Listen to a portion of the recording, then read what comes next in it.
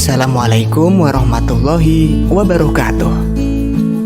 Rangkuman PAI kelas 9 semester 2.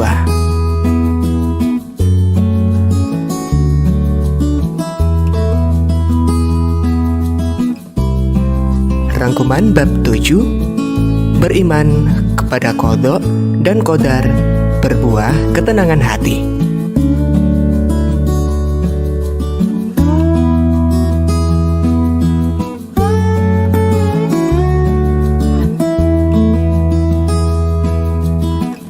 Qadha adalah ketetapan Allah terhadap segala sesuatu sejak zaman azali.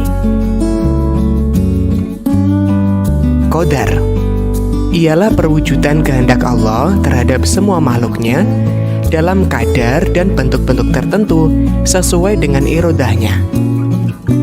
Kita mengenal qadha dan qadar dengan istilah takdir. Takdir dibagi menjadi dua. Takdir mubrom adalah ketentuan mutlak dari Allah yang pasti berlaku dan manusia tidak diberi peran untuk mewujudkannya. Contohnya, jenis kelamin manusia, kematian, kelahiran, kejadian kiamat, dan lain sebagainya. Takdir mu'alak, yaitu ketentuan Allah yang mengikut sertakan peran manusia melalui usaha atau ikhtiar. Manusia diberi peran untuk berusaha dan hasil akhirnya akan ditentukan oleh Allah. Contohnya, kepandaian seseorang, kesehatan, ataupun kemakmuran. Manfaat beriman kepada qadha dan qadar yaitu menenangkan jiwa, bersikap sabar, syukur, menumbuhkan sifat optimis, dan menjauhkan diri dari sifat sombong.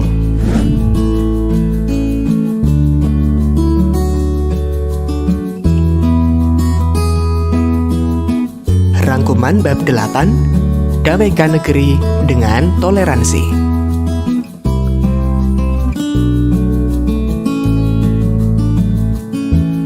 Toleransi artinya sikap saling menghargai perbedaan antar sesama manusia.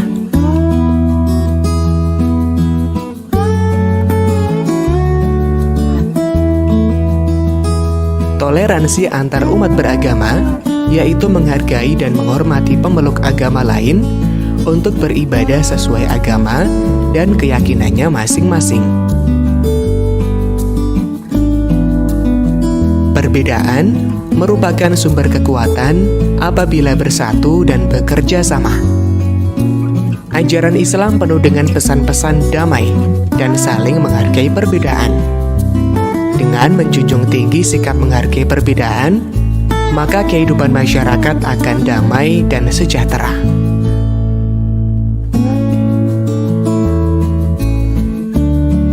Sikap toleransi harus diterapkan dalam hubungannya dengan sesama muslim maupun non-muslim sehingga dapat menciptakan kedamaian dan keharmonisan hidup. Rangkuman bab 9. Menuai keberkahan dengan rasa hormat dan taat kepada orang tua dan guru.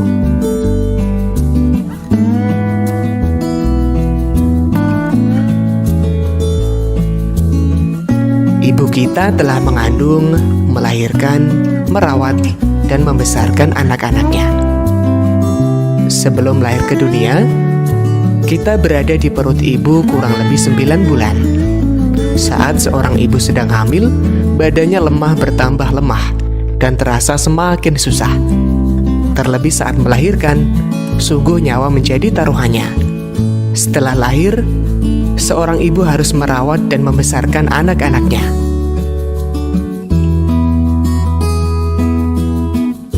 Ayah bekerja keras demi menghidupi dan membahagiakan keluarganya. Badannya yang letih dan kepanasan tak membuat seorang ayah menyerah untuk bekerja. Keinginan dan motivasi yang kuat untuk membahagiakan keluarga membuat semangat ayah semakin membara. Inilah gambaran nyata betapa besarnya kasih sayang kedua orang tua kepada anak-anaknya. kedua orang tuanya sangat menginginkan anaknya tumbuh sehat, kuat, cerdas, solih dan solihah, serta menjadi anak yang berbakti. Maka dari itu, kewajiban seorang anak yaitu menghormati, menyayangi, dan berbakti kepada kedua orang tua atau birrul walidain.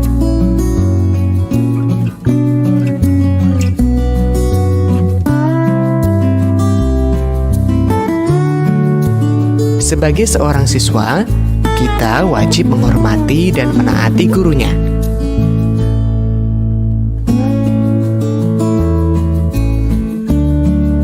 Salah satu bentuk berbakti kepada orang tua dan guru yaitu mendoakan mereka setiap saat.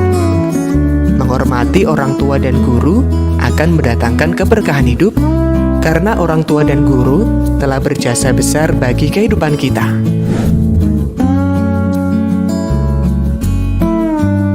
Rangkuman bab 10, dahsyatnya persatuan dalam ibadah haji dan umroh.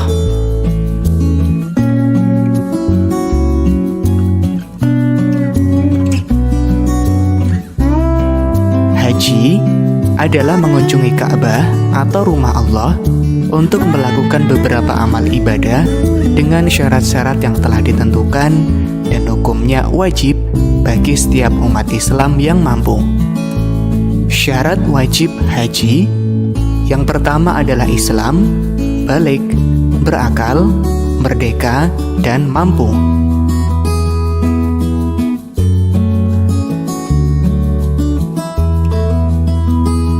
Rukun haji. Rukun haji yang pertama adalah ihram. Ihram disertai dengan niat mengerjakan ibadah haji. Niat dilakukan dengan ikhlas di dalam hati.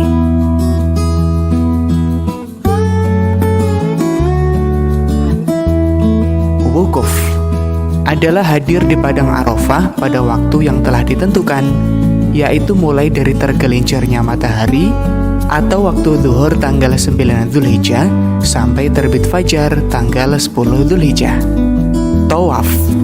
Tawaf adalah mengelilingi Ka'bah sebanyak 7 kali, dimulai dari sudut Hajar Aswad dan berakhir di sudut Hajar Aswad pula. Dan Ka'bah berada di sebelah kiri orang bertawaf atau berlawanan dari arah jarum jam. Sa'i. Berlari-lari kecil dari Bukit Sofa ke Bukit Marwah sebanyak 7 kali. Tahallul. Tahallul adalah mencukur sekurang-kurangnya 3 helai rambut. Tertib. Tertib artinya berurutan. Wajib haji. Yang pertama adalah ihram dari mikot, berhenti di Musdalifah, melontar jumrah Aqobah, bermalam di Mina, tawaf wada, dan tidak melakukan perbuatan yang dilarang.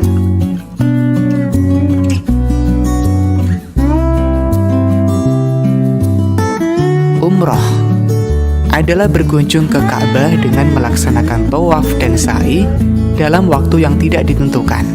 Hukumnya adalah fardu ain atas umat Islam sekali dalam seumur hidupnya bagi yang mampu. Syarat wajib umroh adalah Islam, balik, berakal, dan merdeka. Rukun umroh yaitu ihram, tawaf, sa'i, tahallul, dan tertib. Adapun tata cara melaksanakan haji dan umroh ada 3 macam. Yang pertama, ifrad, yaitu mengerjakan haji terlebih dahulu baru mengerjakan umroh. Tamattu, yaitu mengerjakan umroh terlebih dahulu baru mengerjakan haji. Qiran, yaitu mengerjakan haji dan umroh secara bersama-sama. Hikmah haji dan umroh adalah menghapus semua dosa kecil dan menyucikan diri dari perbuatan maksiat, diampuni segala dosa, menyucikan jiwa seseorang, mempererat tali persaudaraan bagi umat Islam di seluruh dunia.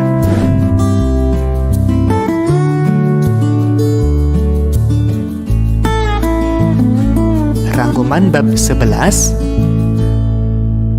menelusuri tradisi Islam di Nusantara.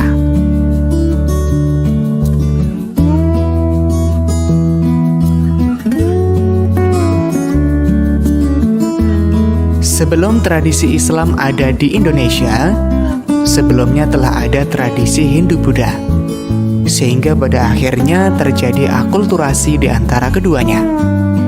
Di antara pengaruh kebudayaan Hindu-Buddha dalam kebudayaan Indonesia, misalnya tampak pada seni rupa dan seni ukir.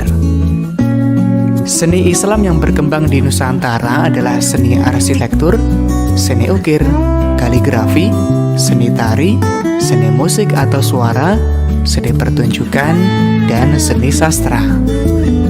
Adapun tradisi atau budaya Islam yang berkembang di Nusantara seperti halal bihalal, tabot atau tabwik, kupatan, sekaten, grebek besar, tradisi sedekah bumi, tumpeng, dan lain sebagainya.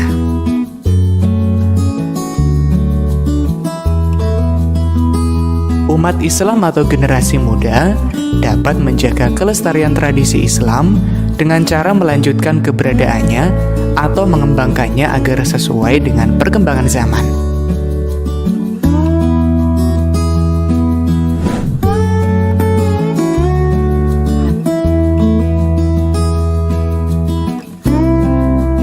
Rangkuman bab 12.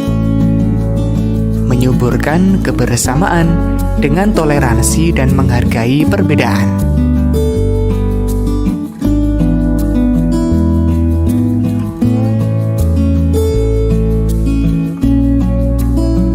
Saat membaca Al-Quran, kita akan menemui tanda wakaf. Menurut bahasa, wakaf artinya berhenti atau menahan. Tanda wakaf dibedakan menjadi 5 macam. Wakaf lazim artinya harus berhenti.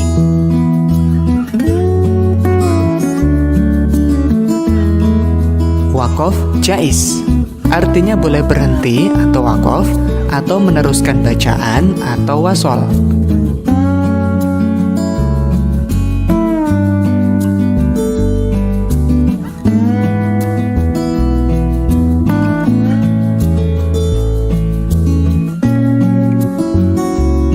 Wakaf mu'anakoh artinya harus berhenti pada salah satu tanda wakafnya. Wakaf mamnu maksudnya dilarang berhenti pada tempat yang terdapat tanda wakaf ini.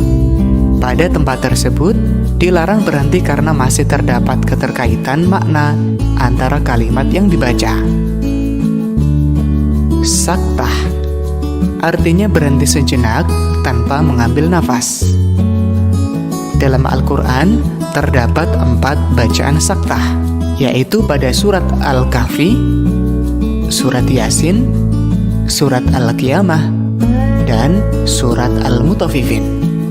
Quran surat Al-Hujurat ayat 13 menjelaskan bahwa Allah menjadikan manusia berbangsa-bangsa dan bersuku-suku agar saling mengenal. Kemuliaan seseorang diukur dari ketakwaannya kepada Allah.